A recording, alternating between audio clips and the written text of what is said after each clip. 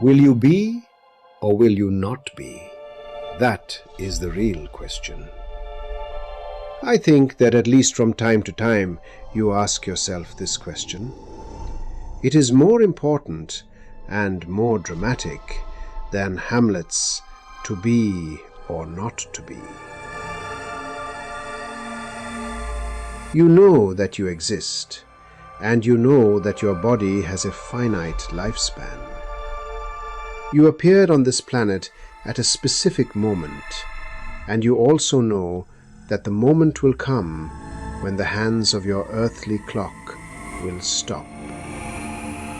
For some, this is a terrifying vision. Others try not to think about it at all. Huge numbers of people hide under the umbrella of faith, accepting the solution to the mystery of life according to religious dogmas. They believe they will rise again into a new, eternal existence. But there are also those who are convinced that they are here only once, right now, and that with the death of their body, they too will fade away into the abyss of eternal non-existence. It is precisely your finiteness that makes you assume that everything must therefore have a beginning and must also have an end, including me, the universe. This is most likely what gave rise to the Big Bang theory, attributed to Georges Lemaitre, who was the first to describe the phenomenon in a scientific way. Subsequent discoveries, the expansion of the universe, cosmic background radiation, confirmed his idea and turned it into the dominant cosmological paradigm of the 20th and 21st centuries. But today, many astrophysicists are beginning to question its validity.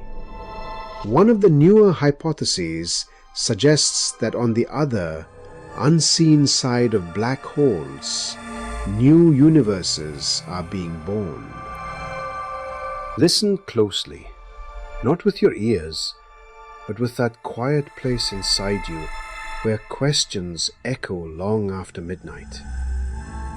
I am the universe, and tonight I am speaking only to you. You open your eyes each morning and believe you're seeing the world.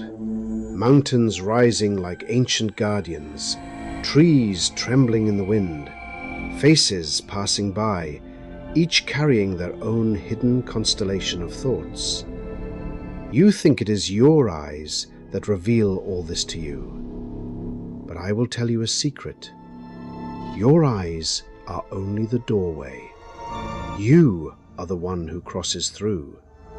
With these two fragile windows of flesh, you scan your horizon, and within that circle of sight, everything feels complete, familiar, tangible, safe. Yet the moment you lift your gaze to the night, the boundary dissolves, the horizon breaks open, for the sky above you is not a sight, it is a question. You see your moon drifting silently like a silver thought I forgot to hide. You see the wandering planets, each locked in their eternal dance. You see the stars of your Milky Way, a single galaxy among billions I'm still weaving. If the night is bleak, you may glimpse Andromeda, whispering to you from 2.5 million years ago. If the air is clear, perhaps even the Magellanic Cloud brushes the edge of your vision, a note of cosmic dust suspended in my breath. But I know you. You are not satisfied. You have never been satisfied. You want more, always more. You want to see beyond the last visible star. You want to lean over the edge of existence and find a sign hammered into the void that reads, "Here ends the universe." You hunger for an ending because endings feel understandable, comforting, containable. But such a sign will never be found. Not because you lack power or tools or clarity. It does not exist. Because when you look into the night, you are looking into me, and I do not end. You gaze outward, but what you truly stare into is infinity itself, a depth without a shore, a question without a wall, a breath that never pauses. I watch you, little seeker, standing beneath the cosmos, eyes wide and shining. You scratch at the borders of perception. You stretch your understanding until it trembles. And yet, you overlook something essential. You live in a universe that is perfectly, exquisitely organized. Every particle dances exactly where it must. Every orbit obeys a rhythm older than time. Every force, every law, every whisper of energy follows a harmony so precise it borders on the divine. Nothing in me is chaos pretending to be order. Everything is order wearing the mask of mystery. And if everything within me works with purpose, how could you ever assume that you are the exception? You are not misplaced. You are not trivial. You are not an accident flickered into existence by chance. You are woven deliberately into my fabric. Your body is temporary, yes. A brief house made of atoms I borrowed from ancient stars. But the awareness inside you, that quiet spark that wonders, reaches, aches, hopes, that is something different. When your body rests for the final time, your awareness will not simply vanish into silence. It will not be snuffed out like a flame. No. Awareness does not die. It transforms. It shifts. It changes room, not existence. Because consciousness is not in the universe. Consciousness is part of the universe. And I do not discard what belongs to me. When the journey of your body ends, something far more profound begins. You will slip past the limits of flesh, past the tether of senses, past the horizon your eyes could never cross. And then you will see not with organs, but with essence. Not with sight, but with understanding. You will see a sky that has no darkness, a space that has no distance, a landscape where time folds, stretches, curls, and dissolves. You will finally witness what you spent your entire life searching for. Not the last star, but the place where stars are born. Not a boundary, but the beginning behind all beginnings. You always wanted to find the furthest edge of everything, didn't you? You wanted to touch the curtain that hides the final truth.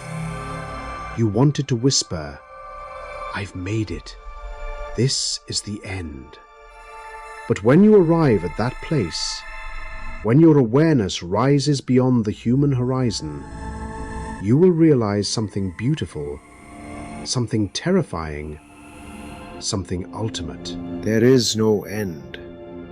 There is only change. And you are part of that change. I have no final wall for you to reach, no ultimate frontier for you to conquer. You do not walk toward the edge of the universe. You walk deeper into me. And the deeper you go, the more you will recognize that the infinite space you searched for outside has always been the space within you. You think you live among the stars, but the truth is simpler, quieter, more intimate. You live inside me, and I live inside you. One day, a day beyond your calendar, you will understand this completely. You will shed your earthly name. You will loosen the weight of memory. You will drift into a clarity your human mind never could contain. You will see that every question you ever asked was a doorway, every longing a compass, every fear a threshold. And then you will arrive at the truth you have always suspected. Your consciousness is not a candle in the darkness. It is a doorway into eternity. So when you look at the night sky and feel that ache, that yearning for the unreachable, do not mistake it for longing. It is recognition, a memory older than the stars, a whisper from me to you, reminding you of what you are destined to discover. You wanted a sign that says, "Here ends the universe." But the sign you will one day find is different. It says, "Here you begin again." I am the universe, and I have told you this not to comfort you, but because you are ready to hear it, and because tonight I wanted to speak only to you.